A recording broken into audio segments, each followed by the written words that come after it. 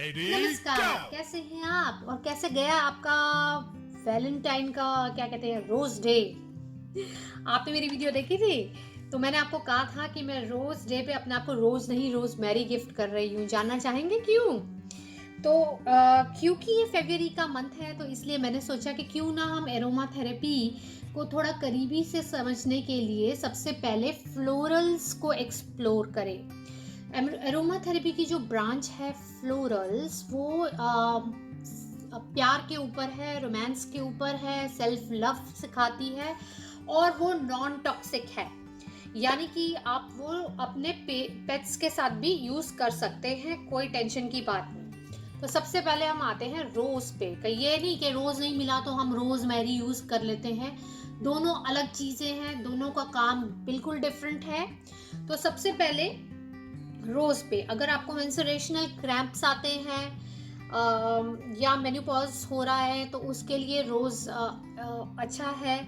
अगर आपको एंजाइटी बहुत रहती है, डिप्रेशन बहुत रहती है और मतलब जैसे कि ना मन मुटाव, तो उस आपके लिए रोज अच्छा है।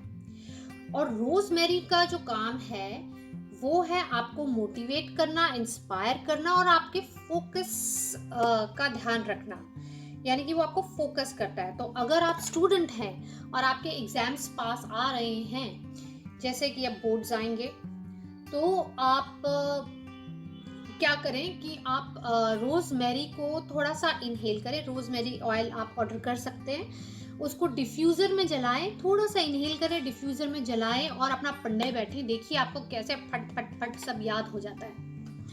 और हाँ, ये क्या कहते हैं, इधर आपकी हेल्प रोज़ भी करेगा, क्योंकि जब आप एग्ज़ाम देने के लिए निकले तो रोज़ ऑयल को ज़रा इनहेल करके निकलें, क्योंकि क्या होगा, आपकी एंग्जाइटी कम हो जाएगी। अब बात आती है रोजमेरी पे कि मैंने अपने आप को रोजमेरी क्यों गिफ्ट करना चाहा। रोजमेरी एक एडेबल फ्लावर है और ये खाने में भी यूज होता है। और रोजमेरी जो है इसके बहुत सारे फायदे हैं। ये कैंसरस सेल्स के साथ भी लड़ता है।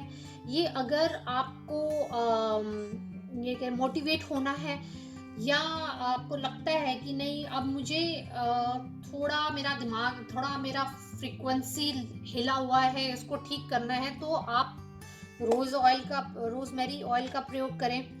और सबसे बेस्ट इसका है, जो कि मैं आपको एक और टिप देने जा रही हूँ आज, कि रोजमेरी का काम है, अगर आपके बाल पतले हो गए हैं या आपके बालों से बाउंस चला गया या आपके पैची हेयर हो गए, कहीं कहीं पैच में कईयों के बाल निकलने लग जाते हैं ना, उनके लिए आप 1 टेबल स्पून कैस्टर ऑयल में इसके 15 to 20 ड्रॉप्स रोजमेरी के डालिए और उसको ऐड कीजिए 2 table spoon coconut oil. Coconut oil organic हो तो बहुत ही अच्छा।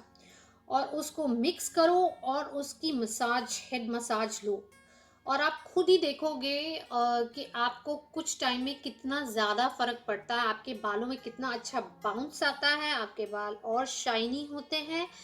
और भगवान ना करे, वैसे अगर जिसको कभी कैंसर का इशू हुआ है या हो रहा है, वो रोज मैरी ऑयल को डिफ्यूज़र के उसमें जलाएं और उसमें यूज़ कर सकते हैं। और साथ में अगर वो जैसे किसी का स्टमक का कैंसर है, तो जैसे मैंने आपको अपने फर्स्ट एपिसोड में बताया था कि इसको यूज़ कैसे करते हैं एरोमा ऑयल्स को, लेकिन ये ध्यान रखें कि एरोमा ऑयल्स चाहे कोई भी हो, डायरेक्टली स्किन पे अप्लाई नहीं होते हैं।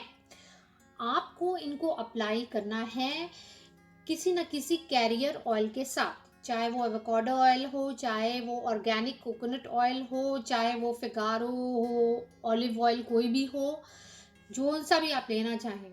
तो अगर सपोज स्टमक का कैंसर है तो स्टमक के ऊपर थोड़ा सा अप्लाई करें, दिन में 3-4 बार, 5-6 बार।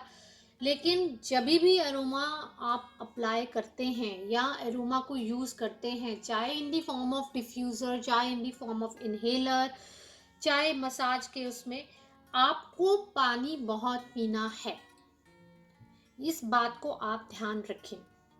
तो आशा करती हूँ ये वीडियो आपको या आपके किसी अपने की मदद करे और आप लोग खुश रहें, स्वस्थ रहें और एरोमा ऑयल्स आपको ठीक रखें और हॉस्पिटल को दूर से जय जय करें। कोशिश मेरी यही है, इसीलिए मैं इसको थोड़ा और एक्सप्लोर करूँगी। आगे हम और 2 फ्लावर्स के बारे में बात करेंगे क्योंकि फ़रवरी का मंथ है, तो let's celebrate with flowers. Floral गाँव को एक्सप्लोर करो। अरे भाई रोज़ नहीं है, कोई बात नहीं, रोज़मेरी को भेज दो, ऐसा नहीं है। अब आपको समझ आ गई, रोज़ अलग है, रोज़मेरी अलग है, दोनों का फंक्शन अलग है। तो आपको डिप्रेशन हो रही है तो रोज़ को यूज़ कीजिए। फोकस हट रहा है, इंस्पायर होना चाहते हैं, मोटिवेट होना चाहते हैं, रोज़मेरी को यूज़ कीजिए, ठीक है। पर दोनों ही आपका स्ट्रेस लेवल कम करेंगे और आपको ठीक रखेंगे। तो फिर मिलेंगे अगले वीडियो में। आपको अच्छा लगे तो प्लीज़ लाइक कीजिएगा।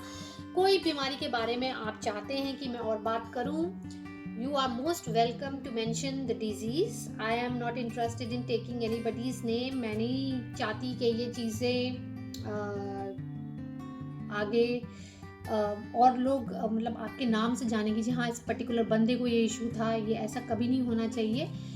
आप बेशक लिख दीजिए कौन सी डिजीज़ के बारे में बात करनी है, मैं उसके बारे में और रिसर्च करके और आपको अच्छे से एरोमास बताऊंगी। क्योंकि मेरा क्या है, मैं एरोमास को अपनी एस्ट्रोलॉजी से भी मिक्स करती हूँ, मैंने बहुत सारी हीलिंग टेक्निक्स सीख रखी हैं, तो इसलिए मेरे लिए बहुत इजी हो जाता है एरोमा के साथ सारी हीलिंग टेक्निक्स को यूज़ करके उसका मैजिक लेना। तो मैं अपनी और हीलिंग टेक्निक्स भी आपको बताऊंगी। तो फिर मिलते हैं अगले ट्यूसडे। नहीं फ्राइडे को स्टोरी भी तो बताएंगे, तो फ्राइडे स्टोरी टेलिंग में मिलेंगे। तब तक के लिए नमस्कार।